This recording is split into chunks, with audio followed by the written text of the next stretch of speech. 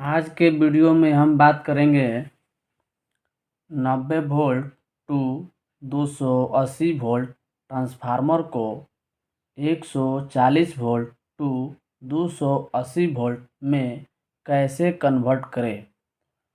जैसा कि आप देख रहे हैं, यहाँ पर एक ट्रांसफार्मर हमने बनाया है।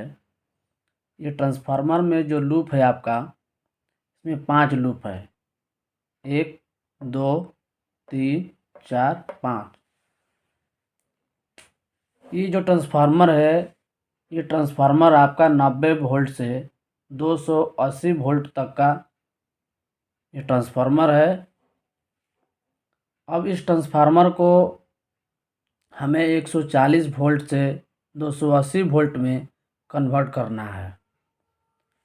जैसे हमारे पास एक ग्राहक आए थे, तो उनका कहना था कि हमारा जो स्टेबलाइज़र है वो 90 वोल्ट से 280 वोल्ट तक वर्किंग करने वाला है। उसको आपको बनाना है 140 वोल्ट से 280 वोल्ट। क्लियर है? तो हम क्या करेंगे, आज के वीडियो में यही जानने वाले हैं। तो आप देख सकते हैं कि नीचे हमने यहाँ पर 4 रिले बनाया है। और आपको मालूम भी होगा कि जब कोई ट्रांसफार्मर 90 वोल्ट से 280 वोल्ट का होता है, उसमें 4 रिले का यूज किया जाता है। इसलिए हमने 4 रिले यहाँ पर बनाया है। अगर कोई आप स्टेबलाइज़र खोलते हैं 90 वोल्ट से 280 वोल्ट तक का रेंज में, तो उसमें आप देखेंगे कि 4 रिले पहले से लगे होंगे और चारों रिले में आपका ये 5 लूप का कनेक्शन किया रहेगा। तो आपको क्या करना है, जो भी कनेक्शन इसमें किए हुए हैं उस सभी कनेक्शन को आपको हटाना होगा और फिर से आपको कनेक्शन करना होगा, जो मैं अभी बतलाने जा रहा हूँ।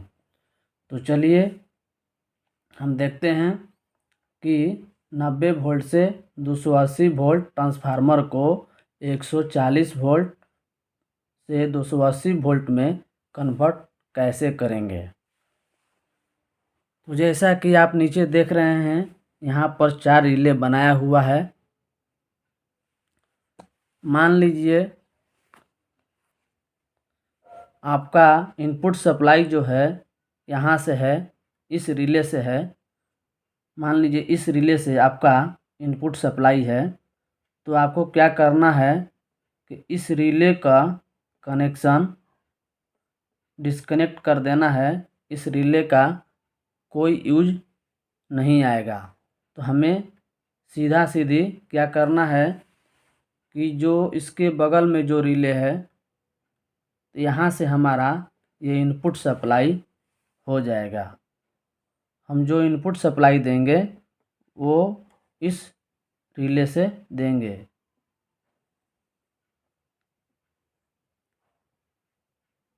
यहाँ से हमारा इनपुट सप्लाई होगा।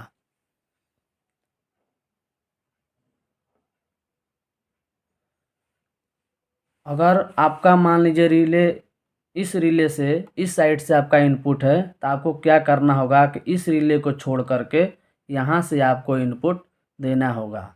तो आप किधर से भी आप इनपुट बना सकते हैं, कोई ज़रूरी नहीं है कि आपको इधर से ही इनपुट बनाना है। आप इधर से भी इनपुट बना सकते हैं और आउटपुट इधर भी बना सकते हैं, और इनपुट भी इधर बना सकते हैं और आउटपुट भी आप इधर बना सकते हैं। आप किधर से भी कनेक्शन करके आप बना सकते हैं। तो चलिए हम इस साइड से ही इनपुट बनाते हैं, अपना मेन सप्लाई देने वाला। तो हमने इस रिले का कनेक्शन जो है डिस्कनेक्ट कर दिया और ये रिले बिल्कुल खाली रहेगा। अब ये कोई वर्क में नहीं आएगा। ये तब वर्क करता था जब ये कनेक्शन 90 वोल्ट से 280 वोल्ट में किया गया था, लेकिन अब हमें 140 वोल्ट से 280 वोल्ट में कन्वर्ट करना है। तो हमें इस रिले का कोई यूज नहीं है, हमें इस रिले को छोड़ देना है।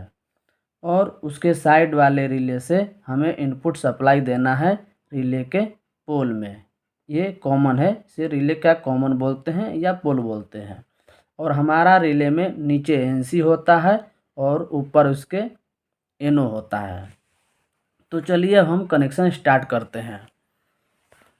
यहाँ पर आप देख सकते हैं कि 1 नंबर लूप है, तो हमें 1 नंबर लूप का कनेक्शन नहीं करना है, अब इसे छोड़ देना है, इसे छोड़ देना है।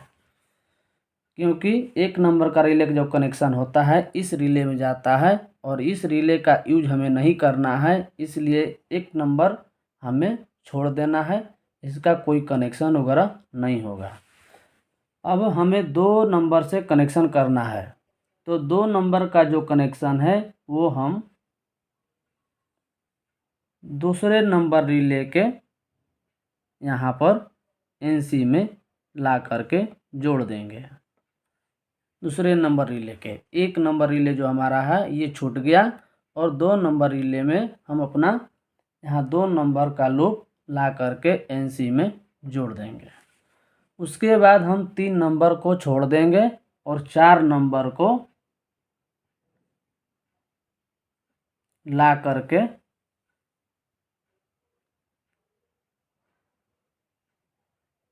दो नंबर रिले के एनओ पर जोड़ देंगे, इस प्रकार से, जैसा कि आप डायग्राम में देख रहे हैं। उसके बाद 5 नंबर जो हमारा लूप है इसको हम ला करके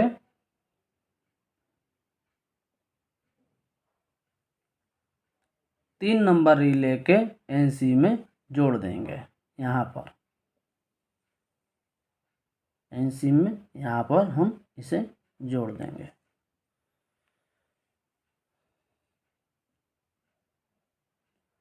उसके बाद जो 3 नंबर का लूप है वो हम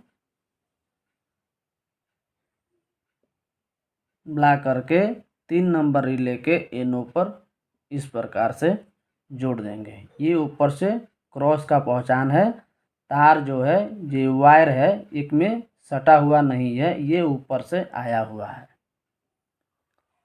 अब यहाँ से हमारा जो ये आउट हो गया और ये आउट जो है हम ले जा करके 4 नंबर रिले के एनओ में डाल देंगे, इस प्रकार से।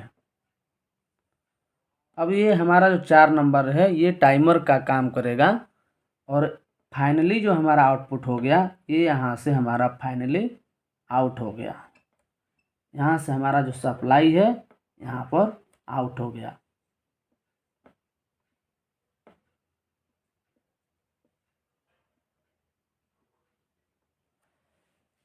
ये तो हो गया रिले का कनेक्शन।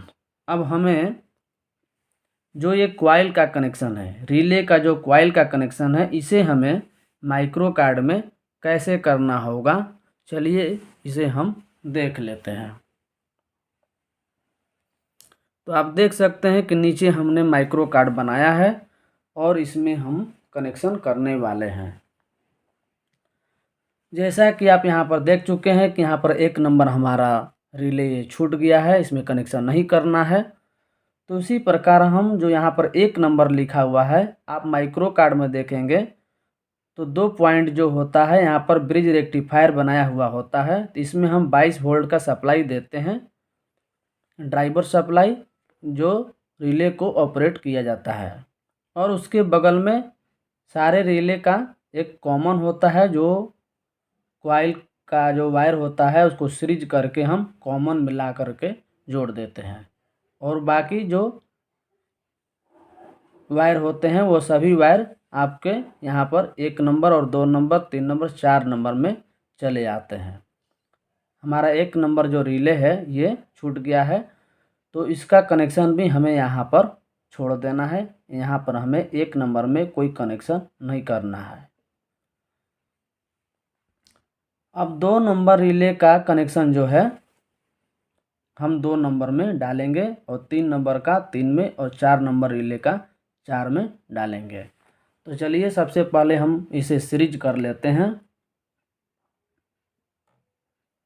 तो एक एक वायर रिले का जो कॉइल का वायर है, एक एक वायर सबका हम एक में इस प्रकार से सीरीज कर लेंगे।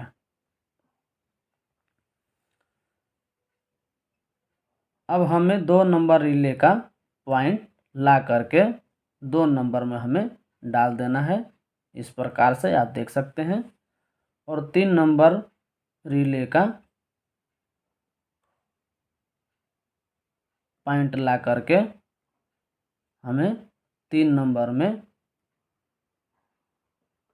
डाल देना है इस प्रकार से। और 4 नंबर रिले का पॉइंट ला करके हमें 4 नंबर में डाल देना है।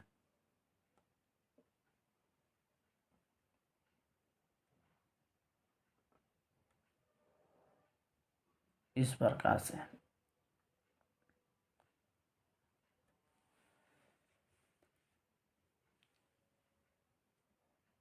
और जो हमने ये सभी वायर हमने सीरीज किए, एक एक वायर, इसका कनेक्शन हम ला करके इस कॉमन में हम इस प्रकार से ला करके जोड़ देंगे। और ये 22 वोल्ट ड्राइव होता है। ये हमारे ट्रांसफार्मर से जो पीछे निकला होता है, इसमें आप पीछे एक ड्राइव होता है जो 22 वोल्ट का होता है। उसे हमें ला करके इस वाले ड्राइव में इस प्रकार से जोड़ देना है रिले ऑपरेट करने के लिए। आप अच्छे से डायग्राम बना लीजिएगा अपने कॉपी पर। थोड़ा सा ये डायग्राम फ्रेश नहीं बन पाया है, हालांकि आपको समझ में आ गया होगा किस प्रकार से इसे करना है। तो आज के वीडियो में इतना ही, फिर हम अगले वीडियो में मिलेंगे। धन्यवाद।